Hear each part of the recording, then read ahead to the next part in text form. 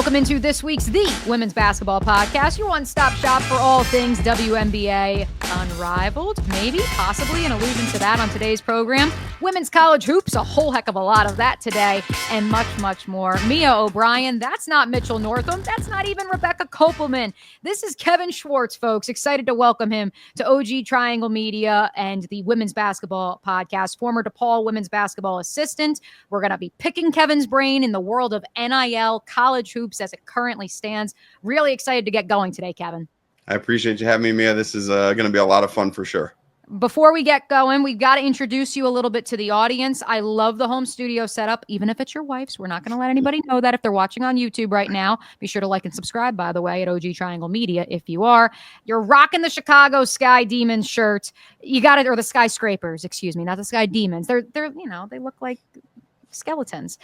Give us the lowdown. When did women's basketball first enter your world, Kevin? How did you come to be here today? It starts with Elena Deladon, the former MVP, the almost champion with the Sky. I know she won one later, but that was really when it started to pick up in the city of Chicago. I used to be a season ticket holder because I just love hoops, men's, women's, high school, college, pro. Started going to games, and I fell in love with the game there, and I've been really following it ever since. I've known about the WNBA, been aware of it for many years, tuned in for the bigger games, but it wasn't until my city got their own team where I really invested heavily. And how do you get into coaching at the Division I level? Well, long story short, I spent 9 years in insurance, hated the job, COVID hit, got laid off like a lot of other people, and networked my way into an internship with the Phoenix Suns. Spent a year there. We lost. The hard reality of coaching is when you don't win enough or you don't reach expectations, you get fired. So I got sent home back to Chicago. And then Doug Bruno, the Hall of Famer at DePaul, was hiring. I had the experience, and I spent the last few years with him until he recently stepped down.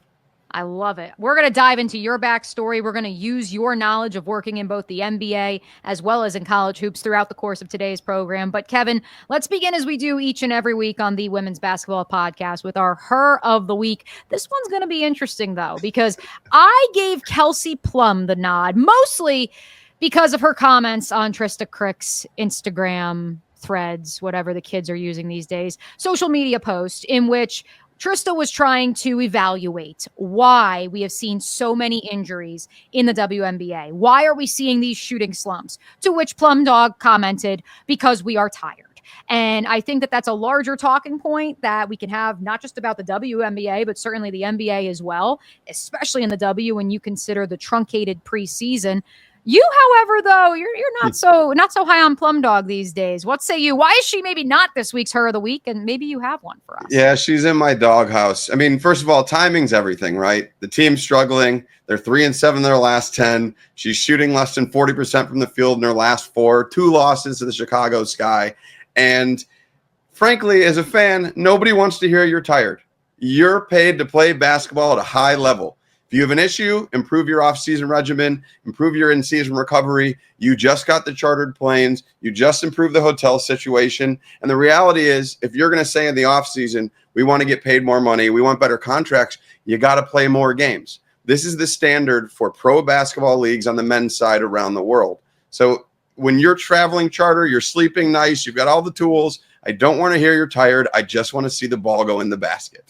Are we going to see more load management then? Is that, you think, a byproduct? Because here's the thing, and Mitch and I have debated this week in and week out, this reality of you can't really change the calendar year if, A, right, you are to begin the season after the college season has concluded so that those who enter the draft can immediately enter the pros, and B, if you don't want to compete with the National Football League for the bulk of your schedule. Absolutely. I think at the end of the day, when you get to the expansion stuff that we're going to probably talk about later in this show, you're going to have to expand the schedule. It's just part of how it goes. More teams means more games. It means more travel. You're going to have to fit stuff into tighter windows. So it's a balance of how much money, how much revenue does the league want to make versus how is it protecting our players. I think the most important thing you can do is roster expansion, which will be a big topic in the upcoming CBA. But in general, no fan wants to hear that you're tired. Play the game and play well. That's why you're paid what you're paid to do what you do. See, we also appreciate the transparency we're seeing from Jason Tatum, Tyrese Halliburton as they recover from the Achilles. I just assumed Plum Dog's trying to be transparent here. Kevin, who would be your her of the week? I think I have an idea. I did note her in last call. If you want to say it, I'm here for it. It's got to be Angel Reese. She's been unbelievable these last few games. She's passing a lot better. She's obviously dominating the rebounds, offensive and defensive side. She's 4 rebounds ahead per game of the next closest person. And the Sky are starting to play better basketball. You have a new coach. You got a new system. You've got some new players. You lose your star players. You lose your best point guard. Angel's finding her way as not only a dominant big, but she's starting to handle the ball as well and find her teammates. She has to be the her of the week. And that's not coming from a homer. That's coming from someone who can actually see through, the thick of things to find who's really playing well. Hey, now she is the first player in WNBA history with, I believe it's 4 straight games of 15 or plus rebounds. She does have 4 double-doubles in her last 4 games. And so, yes, a very, very deserving her of the week. We'd give her a shout out at some point in time because she's also shouting out to the haters on Instagram with, hey, it's not all me bounds, folks. Let's keep it moving. Kevin, you alluded to it. We have a very special starting 5 this week. League expansion officially announced earlier today as we record this on Monday, June 30th. Toronto next year, Detroit, Cleveland, Philly will all join the WNBA in the next 5 years, which means 5 expansion drafts in a 6-year time period. There's a lot of questions, so we figured we'd cover it in this week's starting 5, and I'm excited to tap into your vast knowledge and get your perspective on this. Let's start with the obvious. Initial thoughts about these being the 3 cities that have been awarded WNBA franchises reportedly. I mean, frankly, I love it, right? It just means the league as a whole has gotten to a place where they're confident in the financial sustainability. Testament to the rising attendance, the new TV deal that they're getting, and the ratings they're getting as well. And frankly, more teams means more revenue for the teams, the players, and the cities. You get natural rivalries when you introduce Cleveland and Detroit and Philly, who's going to be able to play New York. It grows the league footprint around the country. That means more fan and community engagement. There's new jobs with these new teams. There's less unused days at these stadiums. And all the businesses around these teams as well are going to be seeing positive things. There are also major cities that have NBA programs. All of these owners are also NBA owners. That means you're going to have a very strong investment in the actual basketball. And those expansion fees, the $250 million, that's not a cupcake. Okay, that means that you are in it for the long haul. You care about making this a good product, a profitable product where you can have a return on your money. I think it's just awesome with the way the league's going. And I wouldn't be surprised if more cities are announced in the next couple of years to get this to 20 to 24 teams. Now, to that point, I'm curious, and while Mitch is on vacation and not with us here this week, we were texting earlier today, and I quickly noted to him when he was discussing Raleigh's potential bid to have a WNBA franchise that ultimately you see the 3 cities that have reportedly been selected, and they are all NBA cities. And that there is an intent there. And I don't think it's the wrong move because, to your point, with a $250 million price tag attached to it, look, you can't guarantee that you're going to have a Ball Holla, that you're going to have another Golden State Valkyries, or to that point, that Caitlin Clark is going to be immediately drafted to that expansion draft, which it wouldn't be Caitlin. It would be, Juju Watkins, if you may. Right. You can't guarantee that that player is going to immediately be selected by that team and ticket sales will go through the roof. Now, certainly the growth of women's sports suggests it will happen independent of an NBA team's backing, but obviously the W wants to have that buffer, if you may, just in case of the worst was to happen.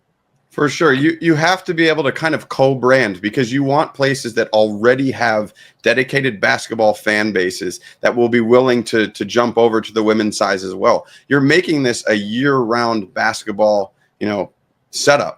So these owners that have access to the best practice facilities, they have a lot of money coming in from a revenue standpoint, whether it's their own businesses or from these teams, they're going to be giving these WNBA players the same treatment that the NBA players are. They're going to have a deep investment in growing basketball in the community, not just from a fan standpoint, but with the increase in just girls playing basketball at a young age. You're going to see investment in the community from that standpoint. And you already have the infrastructure in place to make these teams work right off the bat.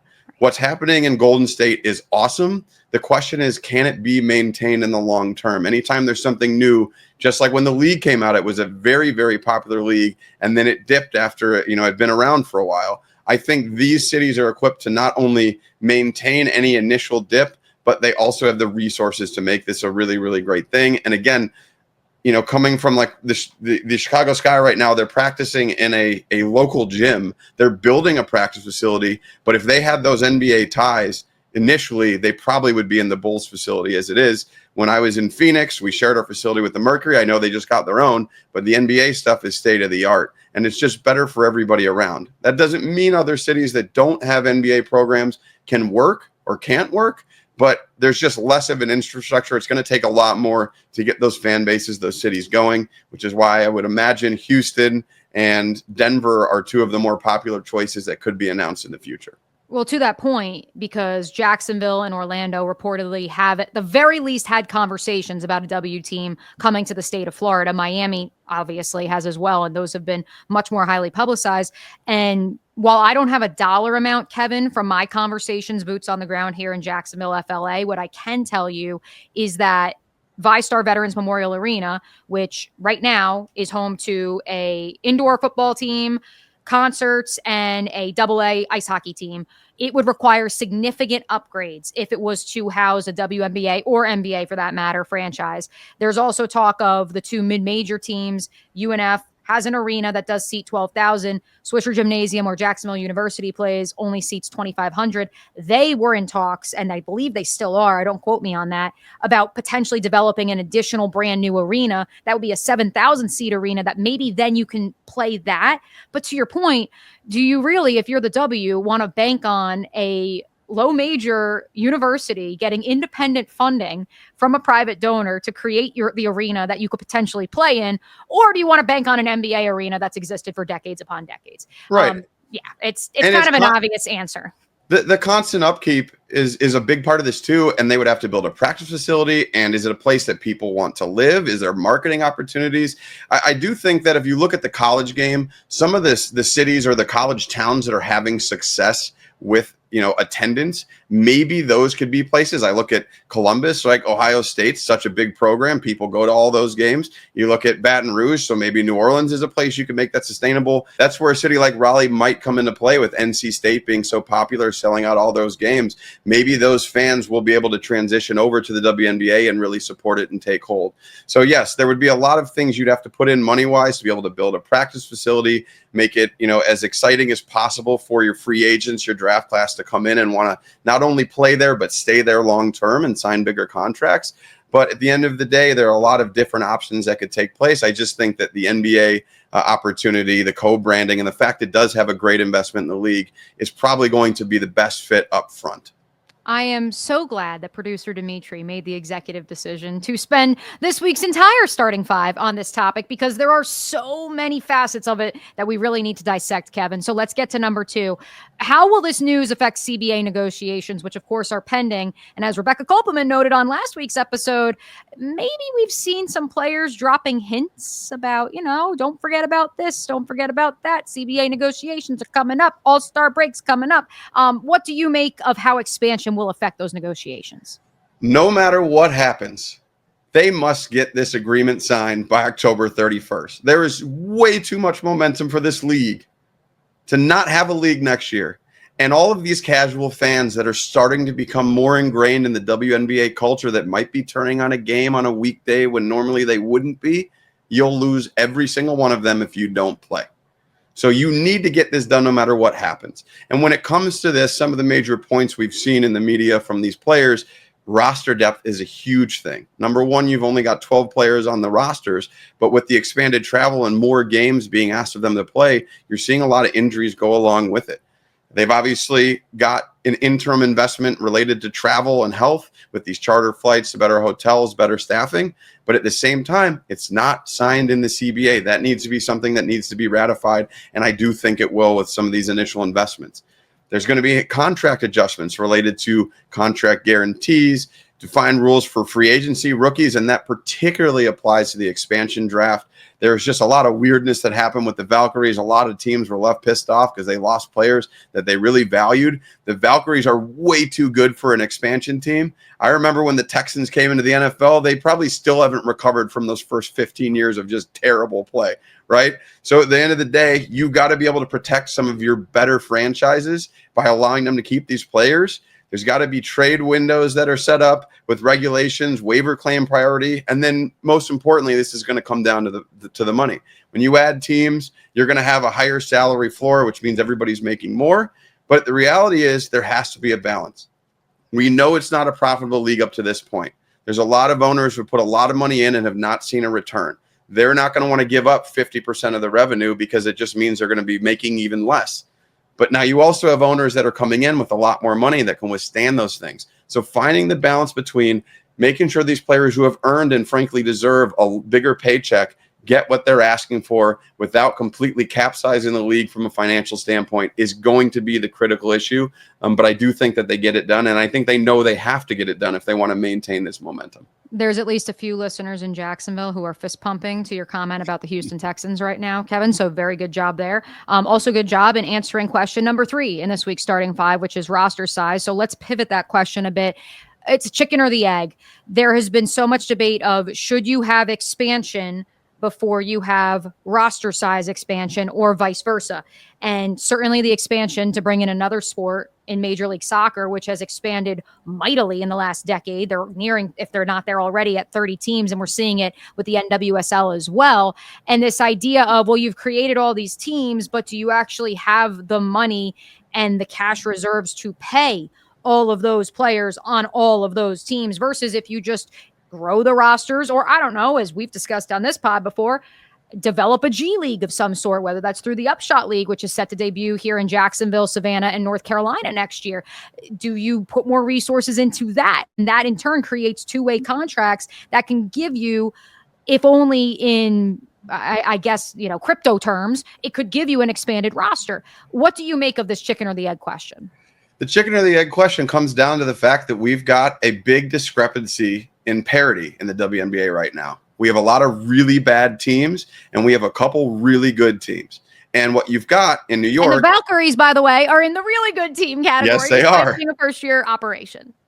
The league does not have enough major stars that transcend the people that tune in regularly to have them all in New York or all in Las Vegas. The fact that Kelsey Plum is in Los Angeles, the fact that Paige Beckers is in Dallas, those arenas, when those teams are coming to play on the road, are starting to fill up. We need to be able to disperse the high-end talent. If you can do that, the revenue is going to be there to pay everybody else. And on top of that, when you have all of these good college players get cut before they even play a preseason game, or maybe they last 1 or 2 seasons, but you don't have the opportunity to develop them into the players they could be, you're doing a disservice to the league. So I think if you're able to tackle those 2 issues, and it's going to have to come with some salary cap restructuring and, max contract restructuring and minimum contract. If you can do all of those things, you're going to have a much more sustainable model.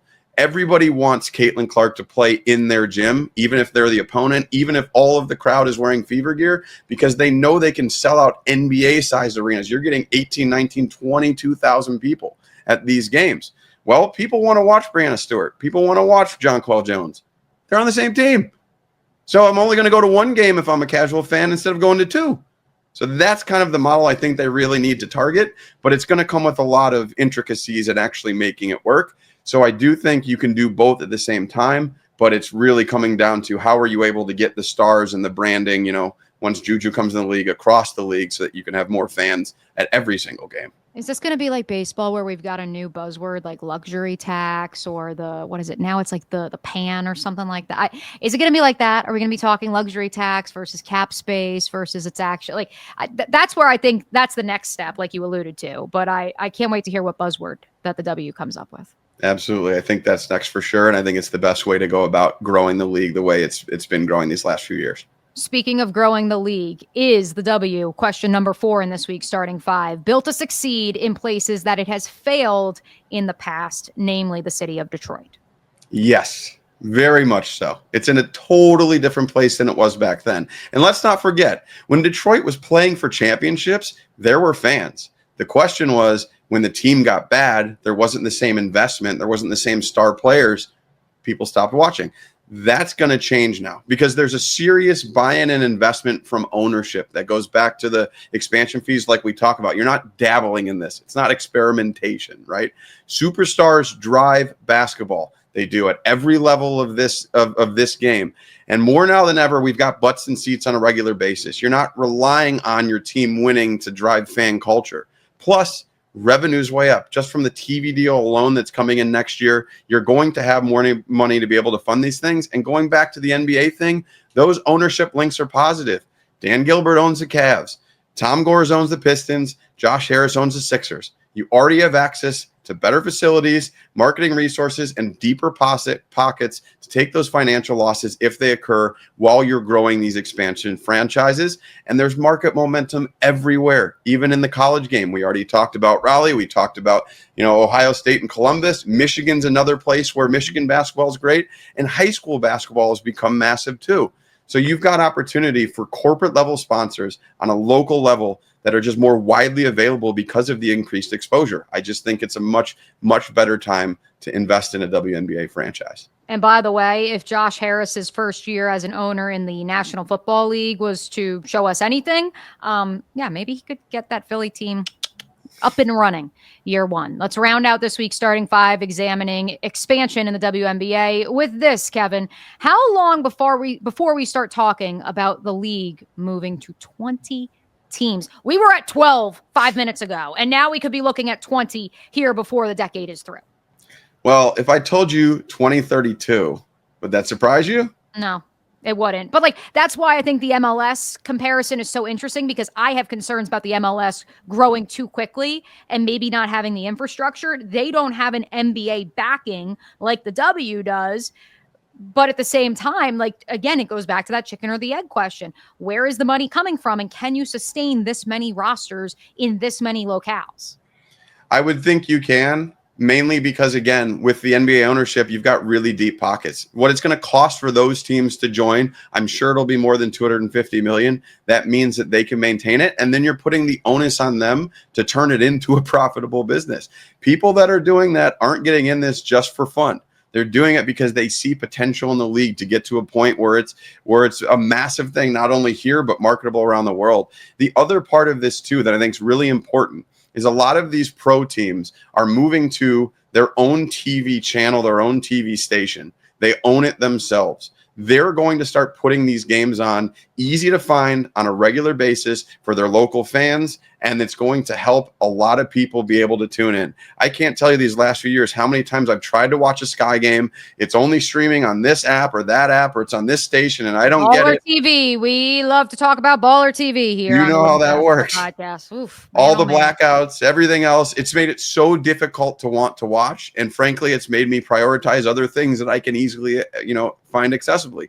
So those situations allow this to work. It's going to take a lot of movement and marketing efforts, but I think these established cities that have established basketball fan bases and the deep pockets that come with these new owners are going to be in a position to do that. And they don't even have to get it right off the bat, because they're going to be able to maintain, 5-10 years of growth before they get to something really sustainable on an individual team level. I'm so glad we had you for this week's Starting Five special edition explanation of league expansion, Kevin Schwartz. Let's keep it moving with What's the Beef? You probably saw that in this week's rundown and you said, what the hell are we going to talk about? What beef? Are we talking about bacon? Are we talking about roast beef? What's the beef? The biggest off the court storyline in the W this week.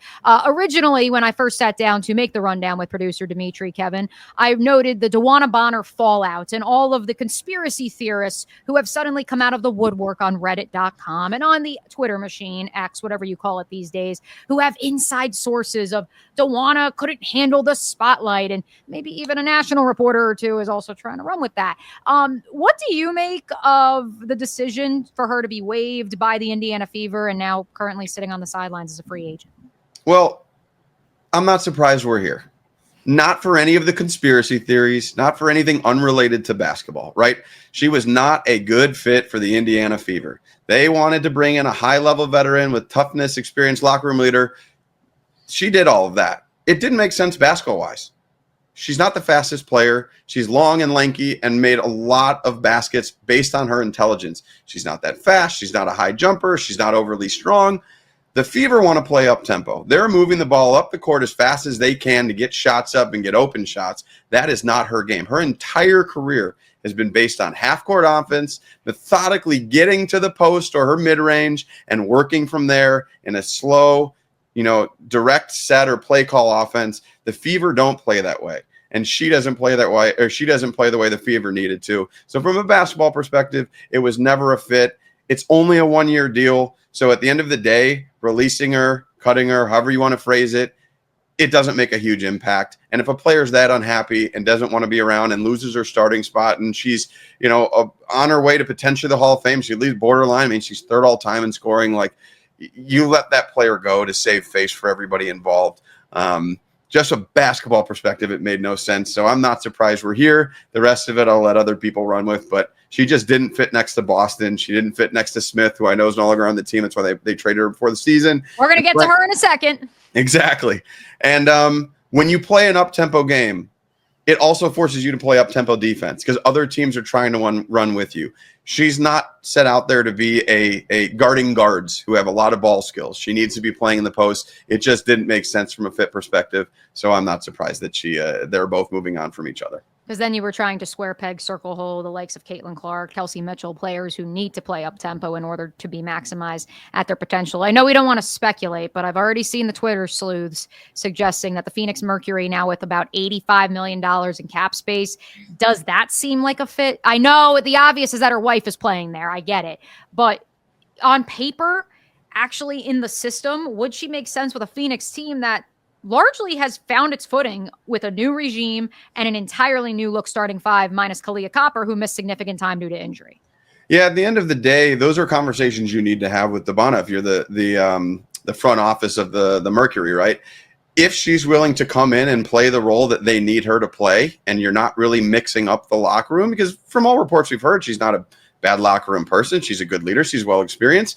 Then you absolutely take her. You don't pass on a talented player like that who's got all that experience. And as we know about all basketball, when you get into tense games, particularly in the playoffs, the game slows down. You need somebody in the half court. And on top of that, you've got some injury-prone players out there in Phoenix. If any of them go down, you are plugging and playing one of the better players in the history of the league. So I would absolutely take a flyer on her if she's willing to do it. Obviously, you stated the obvious that her soon-to-be wife is playing over there. They were very, very well fitting together when they were both in Connecticut together. Those teams were making the finals multiple times, right? So that's why I would take a flyer if I was Phoenix. But there are lots of places where she could be a good fit. It's just not these run-and-gun teams. They're a lot younger and need shooting because she's not a great three-point shooter either, like the Fever were. Speaking of teams that I think want to run and gun, but I don't really know if they know what they are. The Dallas Wings sent Nalyssa Smith away today on this Monday, June the 30th,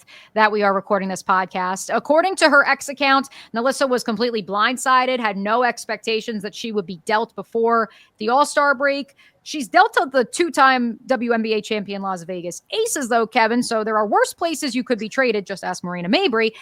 But at the same time, my question for you is this. Nalyssa Smith's stock following the 2024 WNBA season was probably at an all-time low in her career. She ends up in Dallas. There's plenty of super sleuths who are also suggesting the only reason that she ended up in Dallas was because her girlfriend, Dejanay Carrington, was the apple of the Dallas Wings' eye when they rebuilt this front office and rebuilt the roster this offseason. But ultimately, the fact that Nalyssa Smith fetched a first-round pick from the Las Vegas Aces says a whole heck of a lot, in my opinion, either A, of what she's been able to do in Dallas over the last month and a half, or B, that maybe the Fever just gave up on her because she didn't fit that run and gun system? You know, there's an old saying that great players have much longer rope than others, right? So Dejanay Carrington, very good player. Nalyssa Smith, very good player. But they're not A'ja Wilson. They're not Dewanna Bonner. They're not Alyssa Thomas, right? They don't have the pull that she has.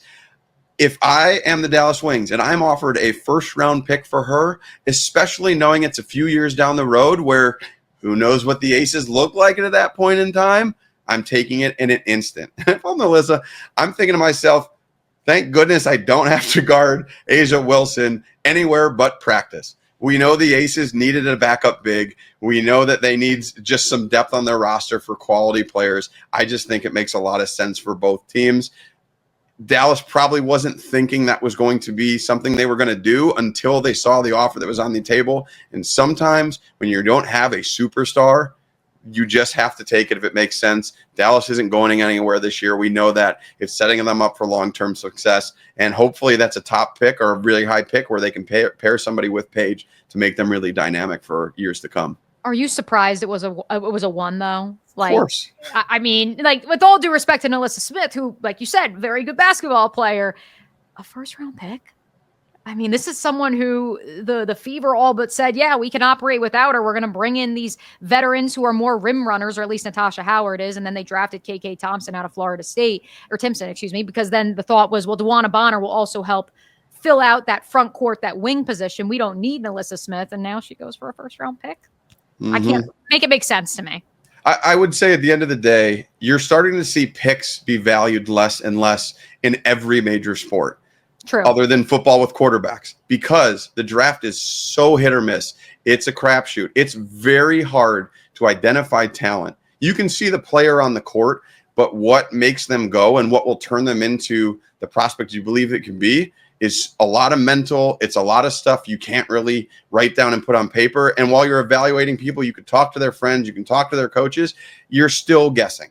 You're still guessing every single time. There have been a lot of busts in every league at those top picks. So that's my guess. At the other part of this too, as we get to expansion, you're going to have a lot more players around the league just because you're going to have more roster space. You're going to be able to start keeping those first-round picks. So I think the fact it's a couple years down the road is really why this makes a lot more sense. If you're talking about the 10th pick in the first round and the way the draft is currently structured, how many of those players actually make the team? They don't. So that's kind of why it makes a lot more sense considering when the pick is actually going to be made and hoping that, I'm sure if you're Dallas, Las Vegas kind of ends this run that they've had, or, you know, Asia's maybe on the move, which is going to be related to the CBA next year. Those type of things can come into play, which is why the decision was made, I'm sure.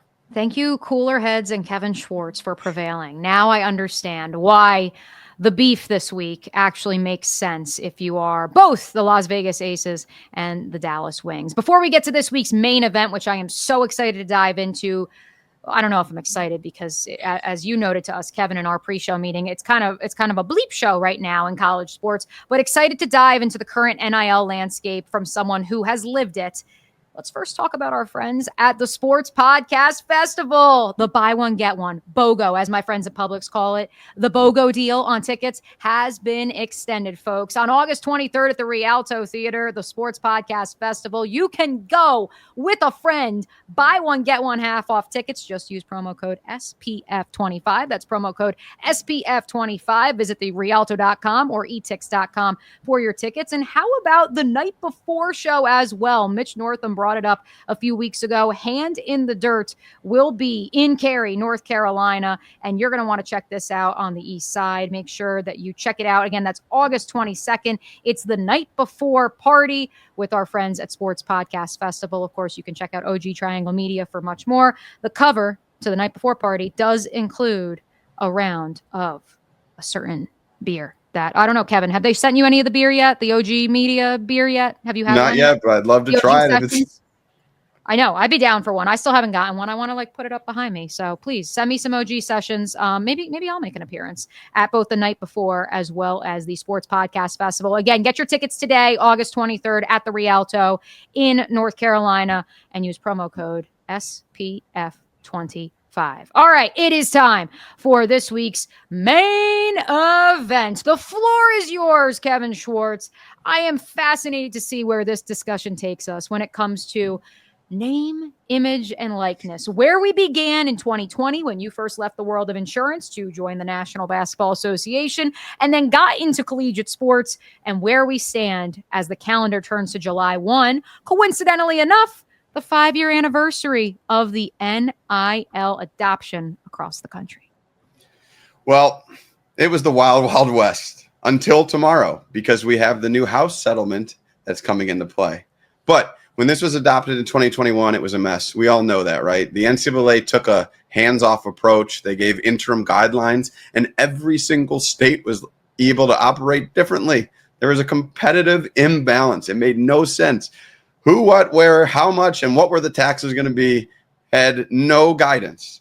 So essentially what happened is you had these things called collectives. What they were supposed to be for was, hey, this player's marketable. We're going to give them money to make appearances, sign autographs, promote something. But what it turned into was, we're paying you to play, and you're going to post something on Facebook or Instagram to get some money. There was no rules. It was super vague. They would just say, you have to post on social media 4 times and you'll get paid. The NCAA even said it was illegal, but they can't enforce anything. So there was no competitive balance. And what does that mean? The biggest schools with the largest alumni bases and football programs could pay for the best players. They were able to attract the top talent because they were just better fits. They had more money. And even if it meant sitting a year or two, players were going there because it was going to fill up their pockets rather than going to somewhere they can play. And that speaks to the fact that you cannot leave to go to the WNBA in the same way you can on the men's side. So what made it really interesting for the colleges at the end of the day was there was no guarantee your funds were going to be replenished. You had to go beg these donors who were already giving to the school, already giving the athletic department to improve the facilities, to help out the teams that don't have revenue or had less revenue. Or, at DePaul, for example, they just redid the practice facility to give the track team and the golf team their own locker rooms for the first time in history. So now that money, which thankfully was spent, is being moved by donors over to see their programs win. And guess what? There's no even tax return there's no tax incentive for them either. They're just giving money because they're rich enough to say, I want to win some games. I want to win a national championship. Here you go. So on the women's side in particular, right, what ends up happening is if you're a small school and you have a good player, or actually you have a great player, they're really your only player, they're getting scooped up by the good programs, maybe the high majors, but they're near the bottom of the high majors. And if they play well there, what's happening? Those big schools are now paying those players to leave and go to the big schools. And that's why you have some of the worst NCAA tournaments from a standpoint of there aren't upsets. There are never upsets on the women's side because the talent disparity is so vast and the money is so vast. A couple of your favorite teams, fans who are listening to this from the last few years, were paying millions for their rosters. There are very few of them, but they always get to the end. All of the rest of your schools, they might win a game or two in the tournament, and then they run into these powerhouses. Maybe you have a team of 5 seniors who decided to stick together because they're in better financial situations individually, or they just love where they went to school, or they weren't aware of testing the markets. But at the end of the day, the majority of your good players were going. And I want to say this. I don't have this as a fact, but I think it's important. Coaches are not allowed to talk to players who are not in the transfer portal. However, players are. So I would be shocked if you did some digging, not be shocked if you did some digging to see some of these star players contacting players at smaller schools that they know are really good and going, hey, what are you getting at your program? Oh, nothing. $5,000, $10,000, $20,000. Well, I'm getting this. And I would imagine if you go in the portal, you can get that too. And that's why you're seeing a lot of these big-time players start hopping programs. And I wouldn't be shocked if it was at a coach's direction. But if you're not putting it in writing, it's really hard to crack down on those type of things. Since you brought that into the conversation, let's start there. This was a tremendous opening monologue to this week's main event. Kevin, do you believe, if only in women's basketball, because I know it's another entirely circus set of worms, can of worms, whatever you want to call it, when it comes to men's basketball and football. So you believe that a lot of it is players conversing with one another. Do you believe this notion of so-and-so has a trainer or an AAU coach or an uncle? Did you find in your experience, have you seen it in the college basketball landscape on the women's side, that is also pervasive, as because the coaches themselves cannot speak to players who are not in the portal? I am very confident in saying I know what's going on. But because I was on a coaching staff and we tried to follow all the rules, I wasn't around it. I have heard it plenty. And I know from people who are on that side of things, the trainers and the coaches of AAU and high school, that they are getting requests to talk to people in that way. You also have the issue of agents getting involved now, which in theory should be a good thing. But when you don't have an understanding of what an agent's there to do, you have a lot of these players signing really bad contracts that guarantee these agents money long term, even after maybe they switch agents or make the league or end their basketball careers. I mean, there's just so many other factors of kids getting, of people getting in these kids' ear. And then you have, the financial discrepancies that we deal with on a national basis, not just in sports, but in life. And if someone's guaranteeing you $100,000 to go play basketball and you come from nothing, you're going to take it. It's just the reality of how this goes. What makes this really interesting, and this is all going to change starting tomorrow with this new House settlement, but what makes this interesting is you're allowed to sign NDAs. You're also not really talking about what contracts are worth. From a coaching perspective, when you're trying to figure out how to put a value, an actual dollar value on a player, if you don't know what anybody else is making, you have to guess. We had a player that we talked to in the portal who wanted $200,000 and averaged only 2 points a game. And you can roll your eyes at that, and that's a perfect reaction from anybody who's normal and not involved in this. But how do you know if that's undervalued? That's your market. That might be your market. The market. You don't know. You have players showing up and getting promised cars, hundreds of thousands of dollars, and playing time. And there's no way for programs to recoup that money if something goes wrong. Are you aware at all? I mean, you have Iowa ties. So of the Caden Proctor situation, the football situation? Very, very familiar. Yes. So if for anybody that doesn't know, from Iowa, offensive lineman decides to go to Alabama. Shout out Southeast Polk. There you go. Goes to play for Nick Saban in Alabama, right? At the end of the day, Saban retires. He decides he's going to transfer, goes to Iowa for literally 2 months. They pay him a six-figure sum, and then he goes, I don't like it here. I'm going back to Alabama. Iowa couldn't get that money back. The fact that there's no rules and regulations around this stuff and every state's different is making it so hard, particularly on the women's side where this stuff isn't quite as public. So you might have a great player getting $500,000, maybe even $1 million if they're worth it. And then you have other players that are asking for similar numbers, and they just frankly aren't those good of players. And at the end of the day, it's not like there's extreme revenue coming in from most of these programs. Yes, you have the NC States, the UConns, they're selling out all of their games, but most programs do not. So how do you make it feasible? How do you make donors say, all right, I'm willing to give you $100,000, $200,000. If you sign the wrong player, you have a down year, you may not get any more money from those people, and now you're stuck. It's just the reality of the situation. And most importantly, what needs to change is if bigger programs are going to poach your players, they need to be giving some sort of kickback because you did all the work recruiting them, you did all the work developing them, and now they're somebody else's golden gem, and you have to start all the way back over. It's just a mess back and forth.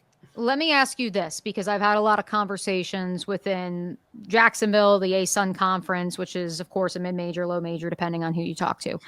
Their expectation, I'm curious with your background with DePaul, which does not have a football team. Their expectation is that the mid-majors will have, unless they are investing all of the House settlement money into basketball, they will have an opportunity to spread that wealth to their Olympic sports, to their non-revenue generating sports.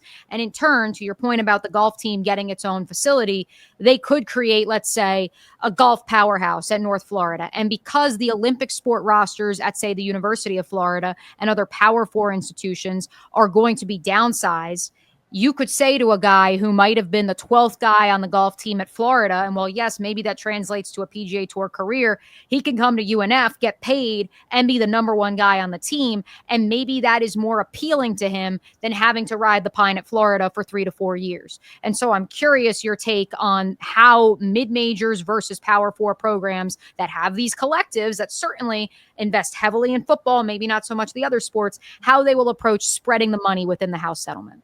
Yeah, I think it actually helps basketball-focused conferences. I think you're going to see a lot more Big East teams, both on the men's and women's side, become very competitive for national championships. Because at the end of the day, the stores that are the programs that are your front porch for the university, the most marketable, the one that draw the most fans, they're going to start seeing the money.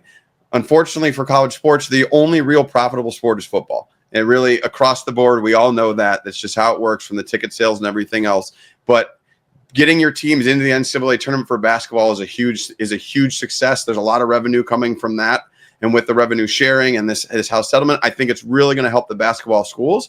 And then if you're a school who is struggling in areas like basketball, but you have the opportunity to really excel in those Olympic sports, particularly in warm weather areas when these are outdoor sports like golf, you can invest there and become those powerhouses. I wouldn't be shocked. There are no real guidelines in terms of where this money has to go and how you have to distribute it. So you're going to see some Title IX issues come into play. Right. But at the end of the day, you get to decide what you want to do with that money. And if you're a school that can really succeed in, the golf, the softball, although that's really growing really, really big too, in diving or swimming or whatever have you, you're going to be able to attract top talent because you're going to be able to pay them some sort of value for what they're bringing in.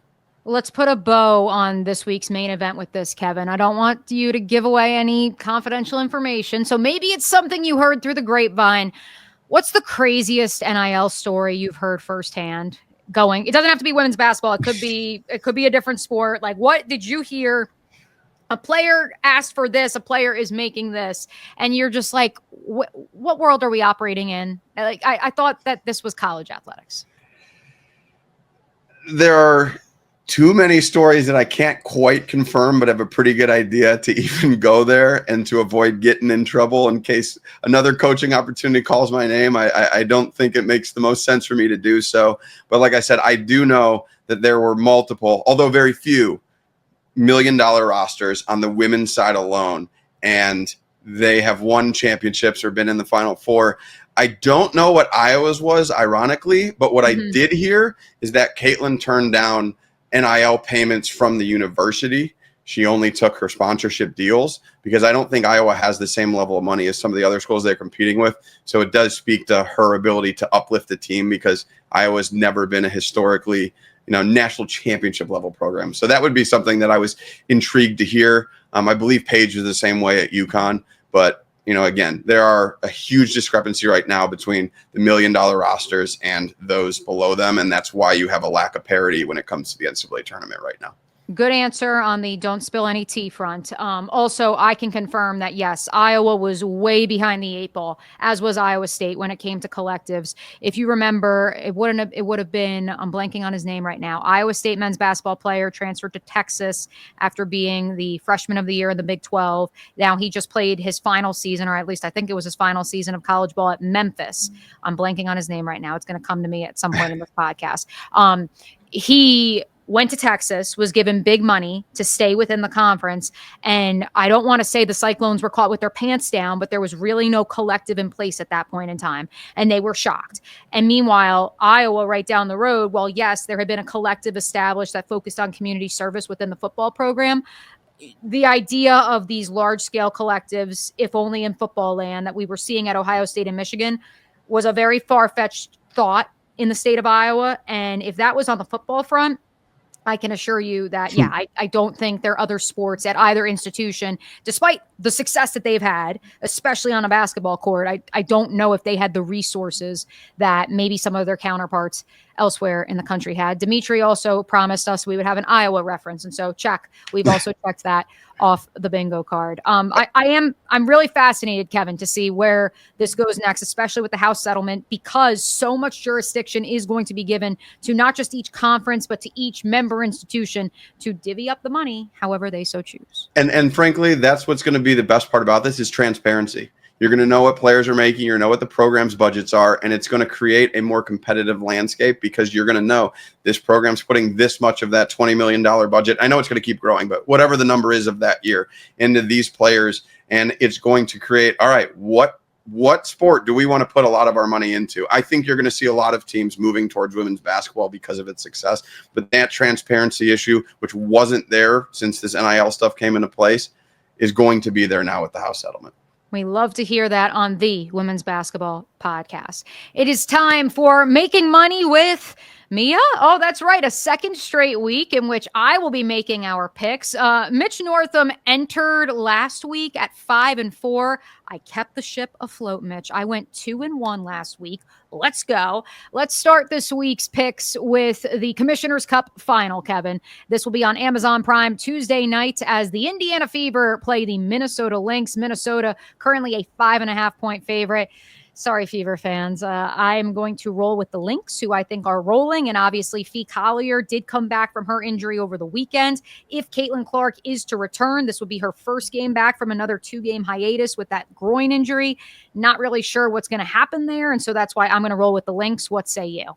I'm going with the Lynx as well. I don't like the way the Fever have been playing recently. And then we also talked about earlier, one of the issues in the WNBA is that parity gap. Well, the Lynx are running away with this thing right now. I don't think the Fever, where they stand, are going to be able to be competitive in this game. It's just a reality of the situation. The Fever are still young. They've got a brand new roster. They overhauled that thing. They will figure it out at some point, but it's not going to be for the Commissioner's Cup.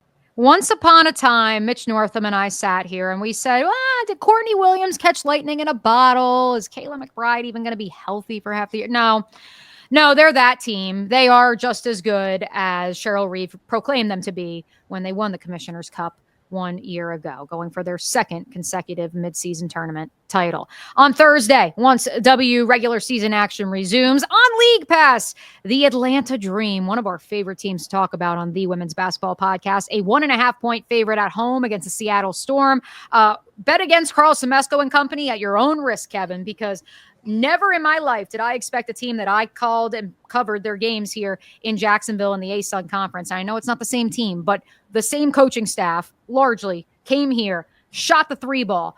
They get Brianna Jones and Brittany Griner in pro free agency, and you're looking around like, no, that's not the reigning 3s of Florida Gulf Coast. Oh, no, don't worry. Bree Jones can step out. She could shoot the 3. So can BG. It has been a revelation in the ATL, and I am rolling with the favorites up in Atlanta.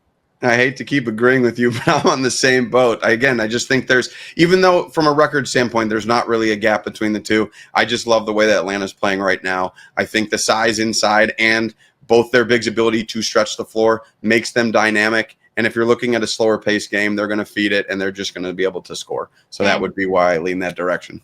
They're gritty as all get out. Ryan Howard, a favorite on this pod as a breakout player, and certainly with one of the best 3-point shooting percentages and 3-point shooting marks in the W under Carl Semesco's tutelage. Let's round out this week's Making Money segment with an underdog. I don't think the Washington Mystics are going to catch the Minnesota Lynx sleeping, even if the Lynx do win another Commissioner's Cup title on Tuesday. But Thursday on League Pass, I do have Washington covering an 11.5-point spread, Kevin. And part of it, I think, is just the rule of averages, the law of averages, if you may, Murphy's Law, just this idea of the Mystics going on the road this past weekend and not quite playing up to par outside of Sonia Citron. I don't believe Brittany Sykes can have 2 stinkers in a row. And so because of that, I think the Mystics won't win this game, but they'll keep it closer than 11.5. You said Fee's coming back this week. She's already back. That's what I mean. There's no question. There's a giant winning, but there's a gap between the two teams. And when you add the best player in the league, arguably she's on track to win the MVP. There's no comparison here. So I have to go with the Lynx, even to cover that big spread. The fact that there's kind of a bit of a layoff too doesn't bode well for younger teams that are starting to find their footing. I think they're going to kind of retract a little bit, and that's going to set Minnesota, who's out their eyes set on a championship. They're not letting up anytime soon. They've lost 2 games all year. It's not going to be a close one on Thursday. We have just been trying so hard on this podcast, Kevin, to promote the Church of Sonia Citron, Kiki Iriafen, the Washington Mystics with 3 picks in the top 6 of this past April's WNBA draft. And they're just fun. I agree. I don't think that they're going to win a championship this year or anything like that. I don't even know if they make the postseason, but there's some chemistry there. And we also are here for the Brittany Sykes Reclamation Project. Absolutely. I wouldn't be surprised if the game starts out close, but the Lynx just have finishers, and that's just a team that's going to end up winning and winning by margin. They might be up 5 or 6 at half, but they'll double that and end up covering that spread. So to recap, folks, I am taking the Minnesota Lynx, a 5.5-point favorite at home against the Indiana Fever in the Commissioner's Cup on Tuesday night. I am also taking the favorite Atlanta Dream, a 1.5-point favorite at home against the Seattle Storm on Thursday. And I am taking, even if Kevin disagrees, I am taking the Washington Mystics to not win, but cover an 11.5-point spread at the aforementioned Minnesota Lynx Thursday night on League Pass. It is time for last call. We already hit the Angel Reese storyline because she is Kevin's her of the week. I think I may have changed mine too. Sorry, Plum Dog.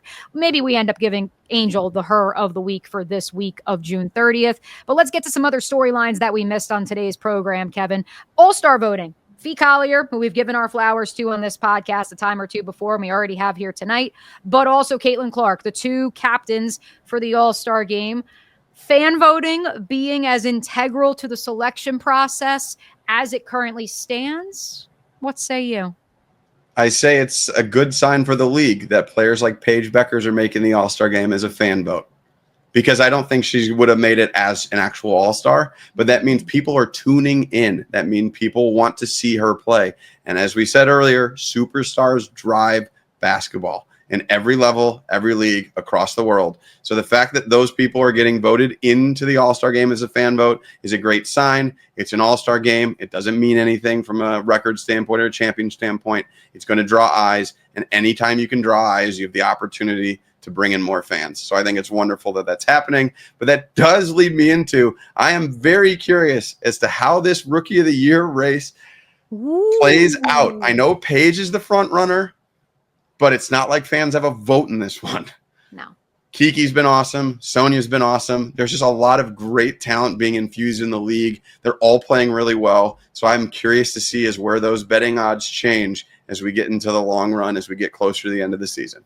Yeah, I don't want to spoil it, but you have some inside sources in the betting world in your household, and so I have been fascinated by these minus 2,000 lines that I've seen in some sports books for Paige Beckers to win Rookie of the Year, just because. Well, yes, she's been great, and maybe this is the mainstream audience having brand recognition with Paige, and so therefore, in terms of a national talking point, you're more likely to talk about Paige Beckers on a mainstream program than you perhaps are a Sonia Citron or a Kiki Iriafen. But especially given the fact that the graphic that made the rounds this past week on social, I'm sure you saw, of all of Paige's stats. And I had a friend ask me this morning, like, so what's the deal there? And I was like, well, like, she has had a great season. And the friend piped up and said, yeah, I heard she got to 500 points quicker than Caitlin did. And I said, that's true. But I also think that Sonia has been the more clutch performer when all is said and done. I agree. At the end of the day, you got to remember the people that are gambling most days are your average person. They know who Paige is. If they're not following college basketball as in depth as, those who love ball do, they probably have never heard of Kiki or Sonia, or maybe they know Kiki because she matched up, with Juju, but it's just not the same. So that's always built into the pricing, the gambling pricing. So that's probably why Paige is as far ahead as she is. But I wouldn't be surprised if they continue to slip away from the playoffs and you start seeing some of these other teams start moving up, if those rookies start getting a little bit more love as it relates to the gambling aspect. I hope they know Kiki from Full Court Press. You watched it? I thought it was awesome. I was so endeared to Kiki through that series. As a diehard sports fan who watches all sports, I don't have time to watch documentaries on players. If it's, wow. I just, there's a new game on every night. I'm going to turn this podcast off, and I have 3 TVs in the other room, and there will be 3 baseball games on, and it's just what I do. Yeah. So whether it's volleyball, I went to the Volleyball Nations League this weekend to watch Team USA play Poland. Like, I'm everywhere and anywhere, but I don't have time for TV shows or movies or documentaries. I just want to see the live thing because there is no better reality TV than sports. It's all about the game, folks. It's all about the game. All right, so I'll give you another note from a game that perhaps you watched this weekend, Kevin. I'm curious in your perusing of the wide world of sports. USA basketball, both 3-on-3 as well as some of the under 21, under 19 teams are playing internationally over this next week or so, or rather they just wrapped up. So the last week or so that they were traveling overseas. I'll ask you if you watched any games, but more importantly, did you see Flau'jae Johnson and Audi Crooks' mashup, where Audi's playing the piano and Flau'jae is singing, and it's I'm in the corner watching you kiss her. It's, oh my God. First off, I knew Flau'jae had pipes because of Full Court Press, and also because we know she's a recording artist. She's trying to be the first ever pro athlete in the WNBA to have both a Grammy and be an all-star. Love it. Inspired by it. I did not know that Audi Crooks, A, had pipes, B, that she could play the piano the way that she can freestyle, just like that in some Chilean hotel. I didn't see that video, but I'll have to check it out. What I will tell you is, especially once you become a pro, you can only work out for so long till your body breaks down. So you have to have other hobbies or talents. And I was constantly amazed, even with our college players and our NBA players, of what else they were just getting themselves into. And it's pretty impressive. So I'm not shocked at all. I'm aware of Flage's rap career, but to hear that she's a good singer and that Audie can play the piano and sing as well is just really cool. And the fact that you've got personality speaks back to the ability to market star players. You can put those things out there. People might be more inclined to tune in. I just think it's awesome all the way around. And we also love the notion of Team USA basketball, whether it's the veteran, the national team, or if it's one of these younger outfits. This idea of a star player at Iowa State and a star player at LSU bonding over the summer, or in the case of Olivia Miles and Hannah Hidalgo, maybe former teammates that have to share a floor together. I don't know. That's a lot of fun. It's quite the storyline to be monitoring here in the dog days of summer. It is. 3-on-3 basketball is growing, and it's pretty awesome to watch, especially the way that the international scene has it. I would make some tweaks to Unrivaled if I was running that league, but that's a different story for another day. I just love the fact that they're getting to play ball, and it's another opportunity for people to tune in and watch the greatest sport in the world. I told y'all there'd be an Unrivaled reference. Okay, one more from me, Kevin, before we get on out of here, and if you have any other last call notes. Ari McDonald has been a revelation to bring this full circle. We talked about Dewanna Bonner's exit stage right with the Indiana Fever. Ari McDonald comes back after being on a hardship contract, having to be away from that team for 10 days, be available for any team to claim her services, to sign her to a deal. She ultimately waits it out for the Indiana Fever. She fits on this roster like a glove. I've joked with our friend Rebecca Kopelman, who co-hosted last week, that the meme with Jesus where it's like, you've literally changed my life. And it's like, I'm just this person. Like, that's what, like, I want Ari McDonald on that meme because I feel like she has changed my life when I watch basketball, because it is just so heartwarming to see a point guard come in with the tenacity on defense, the passing prowess, and also the ability to finish at the rim at her size, the way that she did at Arizona as well. Absolutely. Well, when you watch the Fever, it's a lot of kind of make it up as you go. There's structure to the way they run their offense, but it's a lot. There's not really play calls, and she fits into that perfectly. She reads the defense well. She can get to the basket. She's really good at moving the ball ahead, kicking it forward, and finding open teammates. I think she's going to be a perfect fit. And as we know, one of the issues that they've struggled with is defense. It just gives you another guard that you can throw out there to protect Caitlin a little bit. I just think it's a big win for the Fever and for her as well. You literally changed my life. I'm just Ari McDonald. Kevin, do you have any other shout outs, closeouts, or plugs before we get on out of here? Where can the folks find you? Because I know you're not on social media these days. I am not on social, but if you ever go to a Chicago sporting event, I am probably there. But you should tune in and check out my wife, Kate Constable. She is a gambling expert, covers all things, not only WNBA, but football, basketball as well. You can find her at Kate Constable. She just is a wonderful person and inspiration for getting me to do this. So I'm just glad to be married to a sports nut like myself. Hey, listen, you were awesome. And I don't think anyone would have guessed this was your first time co-hosting this podcast. Have you co-hosted a podcast before?